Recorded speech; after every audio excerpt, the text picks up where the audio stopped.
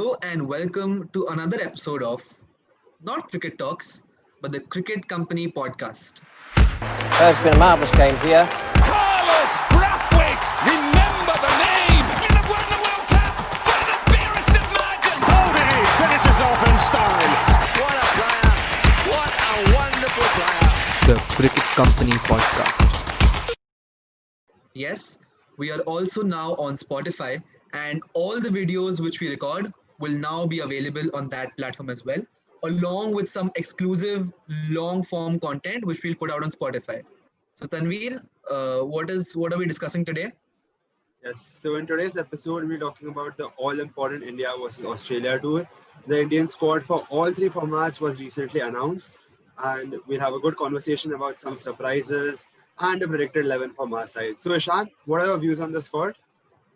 So I'll just quickly open up all the squads of the three formats. I think 35 odd players in total. So let's start with the T20 squad. Yep. So we have Virat Kohli as captain, of course, Shikhar Dhawan, Mayank Agarwal, KL Rahul, Shreyas Iyer, Manish Pandey, Hardik Pandya, Sanju Samson as the second wicketkeeper, Ravindra Jadeja, Washington Sundar, Yuzvendra Chahal, Bumrah, Shami, Saini, Deepak Chahar, and of course Varun Chakravarti. Very interesting squad there. I think a lot of expected names and a few surprises as well, which we'll discuss perhaps in the next episode. What do you feel about the overall squad, Tanveer? What are your thoughts about the squad? It is a strong squad. Ideally, I would have wanted a different squad, but this is a squad I would have ideally expected the selectors to name considering how things work. So yeah, we have a good enough squad. Rohit Sharma is obviously the one person who's still missing, and I am hoping he would be back. But other than that, I think it's a good squad. Right. What do you think about India's general T20 squad selection? I mean, let's talk about in general ones. Do you think, because let's admit it, after that 2007 T20 World Cup win, we haven't won a single T20 World Cup, and the likes of West Indies, Sri Lanka, and even England has performed very well recently. So what do you think? Do you think we pick conservative squads, or do you think the squad is a move in the right direction? I personally do not like the way our selectors go about the T20 squad. I think in India, the price to a wicket is very overrated. Like T20 is one format where you should actually liberate, free yourself, and attacking gameplay is the need of the hour. And in India, most of the players score at a strike rate of 130, 140. Like getting a 50 in 40 balls is not good for me in T20 cricket. That's not going to get your sides. That's over ambitious, Tanveer. I don't think we play at 130 and 40. We play between the mid 120s. The 130, 140 you've taken it to. I think it's mid 120s only, right? But they've gotten. I think they've stuck with Samson. KL Rahul was named vice captain. Do you think did that come as a surprise to you, or do you think it was on expected lines since Rohit is not selected right now? That was a very big surprise considering Rohit has not been ruled out yet. They've also said that they will be monitoring Rohit and he could be back. So what happens now if Rohit is back? Because Rohit is obviously a technical vice captain. So now if there's another named vice captain, then what happens once Rohit comes back? So I was not expecting that. I think he will reclaim that position. But do you think even if you exclude Rohit Sharma, in the current squad you had someone like Shikhar Dhawan, you have a lot of experienced bowlers as well. So do you think Rahul's captaincy in the IPL has influenced this decision? I mean, it is surprising. Like I'm guessing, obviously it has to be the IPL captaincy. Because other than that, he hasn't captained a lot anyways.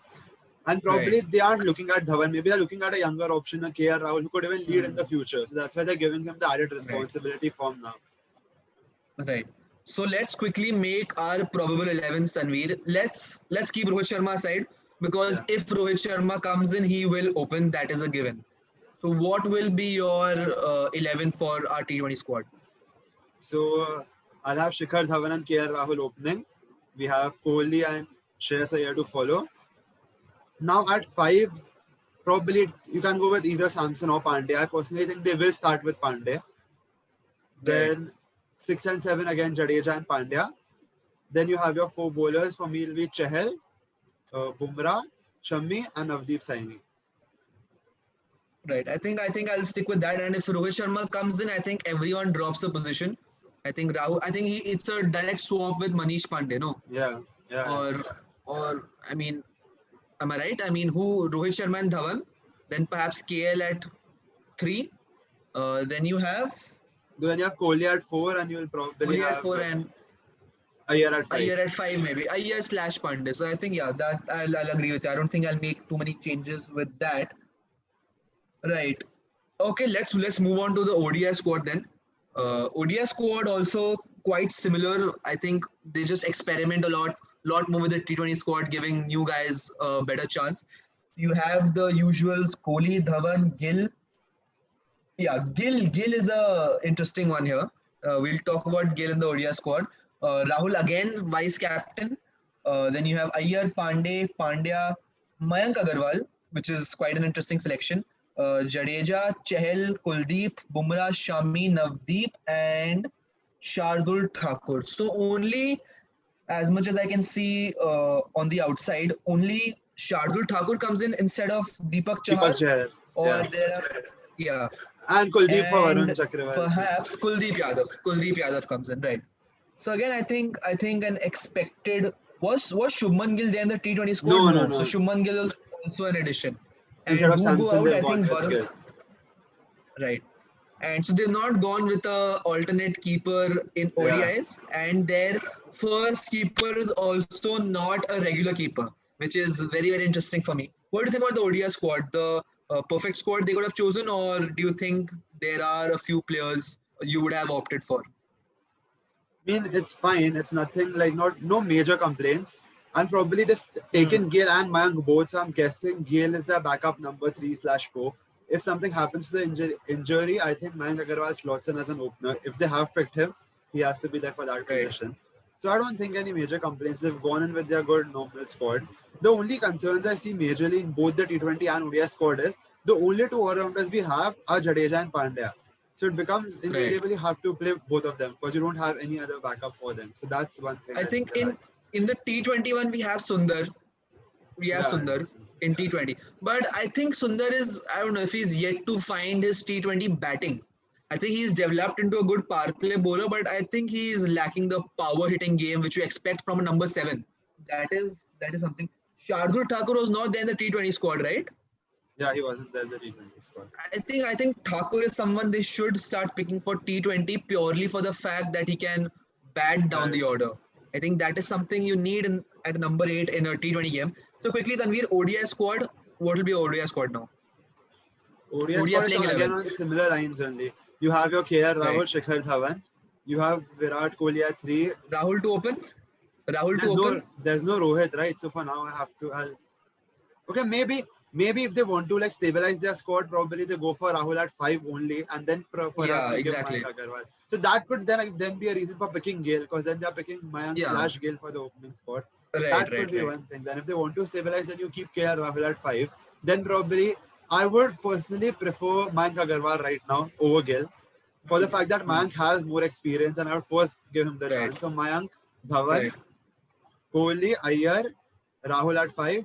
Again, you have Pandya, Jadeja. Then I'll back Chahal over Kuldeep and ODI as well. I'll go with Chahal. And then again, the pacers you have, I'll stick to the same 3. Shami, Bumrah and Saini. Interesting. Navdeep Saini seems to be rising up the ranks. I mean, he's developing into a good bowler. He's your 145 express pace bowler. And I personally feel, Tanveer, he might be a better exponent in ODIs and tests as compared to T20. Yeah. Purely for the fact, I think he's not a out-and-out wicket taker in T20. I mean, he tends to leak runs as well because of his pace. So I think in ODIs and tests, he'll be quite an addition. I think, again, ODI squad on expected lines. Now the test squad. Test is the real deal in Australia. I mean, that is the ultimate battle for supremacy. Again, you have Kohli, Mayank, Shaw. Now very interestingly, they've also included KL Rahul. We'll talk about him very soon. Pujara, Rahane, Vihari, Gill again, Saha, Rishabh Pant, a name which was missing in the limited over squads. And we have Bumrah, Shami, Umesh, Navdeep, Kuldeep again, Ravindra Jadeja, Ashwin is back again, and Mohammad Siraj. What are your thoughts about the test squad? it's on expected lines again. They stuck to most of the players we had on our previous tours. Again, obviously, if Rohit Sharma is not there, so KL Rahul takes that place away. And Siraj has been given an opportunity. I've always believed Siraj has the kind of pace and the line and length he bowls. He can always be a good test bowler. So I'm happy he's picked. What do you think will be the 11 here? What do you think will be the starting 11 in Test? Tests is actually, I think, a bit more trickier than the limited overs ones because I don't know. I think we've played around in the number 6, number 7 position and opening. So if Rohit is not there for tests as well, I think I personally will open with Prithvi Shaw purely for the fact that I think KL Rahul hasn't done much to really warrant a place in the test squad yet. So I think I'll go with Prithvi Shaw, opening with Mayank Agarwal, of course, Pujara, Kohli, then you have Rahane at 5. I would personally like to see Hanuma Vihari at 6 because I feel you need that extra batting in Australia. So Vihari 6, Pant 7, and then I think I'll begin with Ashwin over Jadeja, I think, because I think Ashwin might just end up being a better bowler in Australia. Ashwin, and then after 3 fast bowlers for me would be Bumrah, Shami, and I think Ishant is still injured, so I will go with experience over Saini. I'll go with Umesh Yadav. So Yadav, Shami, and Bumrah will be my starting bowlers. Same for you? Yeah, I'll go with the same line. Of course, you need a Vihari in Australian conditions. So yeah. Right. Do you think, Tanveer, tell me honestly, do you think this test team can compete with Australia's fiery lineup? Because you have, it's not like 2018, Warner and Smith are coming back, and you have, I think, Cummins and Hazelwood have played in the IPL, but Lyon and Stark are completely fresh. So you'll have those two guys really coming at you. Tim Payne would have had a nice long break as well. So do you think we'll be able to compete with them? We will be able to compete. I'm hoping we win it. I'm not very sure about that, but I'm definitely sure it'll be a good competitive series. I'm hope we win it, but I think what I feel is if we can win this test series in Australia, it will hands down be the biggest achievement in Indian cricket. I have always said this, winning in Australia is like gold. And last time, of course, we won bad, but within our hearts, we know that their 2 best players are not there. They were really battered after what had happened to them about that ball tampering saga. But this time they come back with all their might. And we saw what Warner did in the last test series against Pakistan. I think 333 odd he scored. So that'll be interesting. What will be the final? I think how many ODIs and T20s are we playing? I think 3 each. 3 each. Is it 3 each? Yeah. Tell me what are your predicted score lines for each series? Okay, I think we'll win the ODI series 2-1. T20s, I think we'll lose 2-1. Okay. At the moment, And I don't think our T20 team is that good. Test. Right. You predict Come on, the test Tanveer. line. Come on. What do you think will be Don't the put it test on me. Don't put it on me. This is your call. Come on, tell me. Let's see how accurate you can be today, and then we'll recheck in January how close Tanveer was. There are 3 or 4 test matches, if I'm not wrong. I think four tests. 4 right? 4 tests, and we have a day-night test as well. Yeah. I think we'll lose a 2-1 there as well, but I hope we don't. But I think a 2-1 there. So you're predicting an Indian loss. Being an Indian fan, Tanveer, nice. I don't want to have too high hopes. I get disappointed, but I'm still hoping the 2-1 is in our favor. That's your life mantra. Don't have too much hopes, right? And then let life surprise you. I think I'll go with a similar. I don't know about the. I think we might win the T20 series as well, purely because I feel Australia themselves don't have a very good T20 lineup. Finch has been out of form, but you never know. He might just turn out to be a different beast in Australia. And I think those guys play as conservatively as we play T20 is what I feel. Tests, it's either 2-1 or 3-0 also. If I don't know. I mean, I don't think we can predict that we'll be able to win a test as well because Australia is next level. Let's see. Very interesting. So guys, this was part 1 of our conversation about the squads picked for the all-important Australia series.